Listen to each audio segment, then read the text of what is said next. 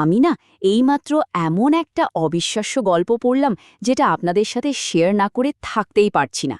ভাবুন তো একবার, সময়টা হচ্ছে 1862 সাল, জায়গাটা লন্ডন, আর রয়্যাল জিওগ্রাফিক্যাল সোসাইটিতে এমন একটা ঘোষণা হলো যা শুনে গোটা শহর যেন কেঁপে উঠল। তো এই ঘোষণার পর মঞ্চে এলেন রহস্যময় ডক্টর ফার্গুসন, তার সেই অবিশ্বাস্য প্ল্যানটা নিয়ে বেলুনে চড়ে পুরো আফ্রিকা পাড়ি দেবেন। সবাই তো ভাবছে এখন বিশাল একটা বক্তৃতা দেবেন, কিন্তু তিনি কি করলেন জানেন? শুধু একটাই শব্দ বললেন, এক্সেলসিয়ার, যার মানে হলো আরও উঁচুতে। তো চলুন এই পাগলাটে পরিকল্পনাটার ভেতরে ঢোকা যাক। কি এমন ছিল এই প্ল্যানে যা শুনে সবার চোখ কপালে উঠে গিয়েছিল? দেখুন, ডক্টর ফার্গুসন কিন্তু কোনো সাধারণ স্বপ্নবিলাসী লোক ছিলেন না। তিনি ছিলেন তার সময়ের সবচেয়ে বিখ্যাত অভিযাত্রীদের একজন। ভারত থেকে শুরু করে সুমেরু পর্যন্ত কোথায় যাননি তিনি। কিন্তু তার এবারের এই প্ল্যানটা সবার কাছে মনে হচ্ছিল শ্রেষ্ঠ পাগলামি। তার প্ল্যানটা ছিল যে কাজে এর আগে বহু লোক ব্যর্থ হয়েছে, সেই কাজটা তিনি করে দেখাবেন। তিনি বেলুনে চড়ে পুরো আফ্রিকা মহাদেশ পাড়ি দেবেন, পূর্ব থেকে পশ্চিমে। মানে আফ্রিকার ম্যাপের সবগুলো অজানা বিন্দুকে তিনি এক সুতোয় জুড়তে চেয়েছিলেন, এমন এক উপায়ে যা কেউ কোনোদিন স্বপ্নেও ভাবেনি। কিন্তু এত বড় একটা অভিযানে ফার্গুসন তো আর একা যেতে পারেন না। চলুন এবার পরিচয় করা যাক তার সেই দুই সঙ্গীর সাথে যারা এই অবিশ্বাস্য যাত্রায় তার সাথে যোগ দিয়েছিলেন। প্রথমত আমাদের গল্পের নায়ক অটল নেতা ডক্টর ফার্গুসন নিজে। তার কাছে নাকি এমন এক গোপন পদ্ধতি ছিল যা তার বিশ্বাস অনুযায়ী তাদের সাফল্যকে একরকম নিশ্চিত করে দেবে। এরপর আছেন তার বেস্ট ফ্রেন্ড ডিক কেনেডি। তিনি একজন পাকা শিকারী, মানে একদম বাস্তববাদী মানুষ, আর তিনি হন্তদন্ত হয়ে লন্ডনে ছুটে এসেছেন শুধু একটাই কারণে, তার বন্ধুর এই মাথা খারাপ করা প্ল্যানটা থামানোর জন্য। আর সবশেষে আছে জো, ফার্গুসনের একনিষ্ঠ সেবক। তার মাস্টারের ওপর তার এতটাই অগাধ বিশ্বাস যে কোনো প্রশ্ন না করে সে তার সাথে পৃথিবীর শেষ প্রান্তেও যেতে রাজি। তো দল তো তৈরি।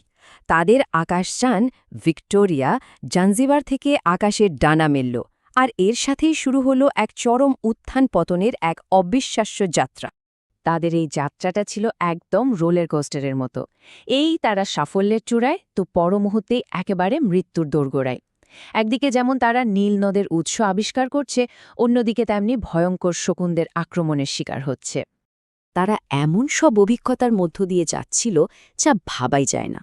যেমন এক গ্রামে সেখানকার উপজাতিরা তাদের বেলুন দেখে ভাবল এরা বুঝিয়ে আকাশ থেকে নেমে আসা দেবতা, তাদেরকে চাঁদের পুত্র বলে রীতিমতো পূজা করা শুরু করে দিল। কিন্তু সেই দেবত্ব বেশিক্ষণ টিকল না। যেই না আকাশে আসল চাঁদটা উঠল, অমনি তাদের সব জারিজুরি ফাঁস হয়ে গেল। যারা একটু আগে পূজা করছিল তারাই এবার ক্ষুব্ধ জনতা হয়ে তেড়ে এলো, আর কি কোনো মতে ওখান থেকে পালাতে হলো তাদের। যখন মনে হচ্ছিল পরিস্থিতি এর চেয়ে আর খারাপ হতে পারে না, ঠিক তখনই গল্পটা তার সবচেয়ে নাটকীয় মোড়টা নিল। একবার ভাবুন তো, আফ্রিকার সবচেয়ে বড় লেকের হাজার হাজার ফুট উপরে যদি এক ঝাঁক দৈত্যাকার পাখি এসে আপনার বেলুনে হামলা করে, তাহলে কি হতে পারে? ঠিক এটাই হল। একদল হিংস্র শকুন ভিক্টোরিয়ার ওপর ঝাঁপিয়ে পড়ল, ছিঁড়ে ফেলল বেলুনের বাইরের রেশমি কাপড়টা, আর সাথে সাথেই তারা সোজা নিচের জলের দিকে পড়তে শুরু করল। বেলুনের ওজন কমানোর জন্য আর ফার্গুসন ও ক্যানেডিকে বাঁচানোর জন্য জো একটা অসম্ভব সিদ্ধান্ত নিয়ে ফেলল। সে এক মুহূর্ত না ভেবে বীরের মতো সে লেকের জলে ঝাঁপ দিল। ফার্গুসন আর কেনেডি তো কোনো মতে বেঁচে গেল, কিন্তু তাদের বুকটা ভেঙে গেল। তারা ধরেই নিল তাদের বিশ্বস্ত বন্ধু জো চিরদিনের মতো হারিয়ে গেছে। কিন্তু জো বেঁচে ছিল, আর এরপর যা ঘটল সেটা তো একেবারে সিনেমার মতো। ফার্গুসন আর ক্যানেডি হঠাৎ দেখে ঘোড়ার পিঠে করে কে যেন পালাচ্ছে, আর আরবরা তাকে তাড়া করছে, আর সেই পলাতক আর কেউ নয়, তাদের জো। সাথে সাথে তারা বেলুন নিয়ে নিচে ঝাঁপিয়ে পড়ল, চলন্ত ঘোড়ার ওপর থেকে মই নামিয়ে একেবারে শত্রুদের নাকের ডগা থেকে জোকে তুলে আনল। তিনজন আবার একসাথে হলো ঠিকই, কিন্তু তারা তখনও নিরাপদ ছিল না। ক্ষতিগ্রস্ত ভিক্টোরিয়া ধীরে ধীরে নষ্ট হয়ে যাচ্ছিল। বেঁচে থাকার জন্য তাদের এবার শেষ এবং সবচেয়ে মরিয়া ঝুঁকিটা নিতেই হতো। একদিকে শত্রুরা তাদের প্রায় ধরেই ফেলেছে, অন্যদিকে বেলুনটাও আর চলছে না। তারা একে একে সবকিছু ফেলে দিতে শুরু করল, জল, খাবার, এমনকি সোনার খণ্ড পর্যন্ত। শেষে যখন এক বিশাল জলপ্রপাতের কাছে চলে এলো, তখন বাঁচার জন্য তারা বেলুনের পুরো কাঠটাই কেটে ফেলে দিল, আর শুধু বেলুনের নেটে ঝুলে থেকে ঘাসে আগুন জ্বালিয়ে শেষ একবারের মতো হাওয়া গরম করে কোনো মতে সেই ভয়ঙ্কর জলপ্রপাতটা পার হল। আর তারা পেরেছিল। সব বাধা বিপত্তি পেরিয়ে ক্লান্ত কিন্তু জীবিত অবস্থায় তারা এক বন্ধুত্বপূর্ণ এলাকায় এসে নামল। 3 জন ইংরেজ অসম্ভবকে সম্ভব করে আফ্রিকা পাড়ি দিয়েছিল।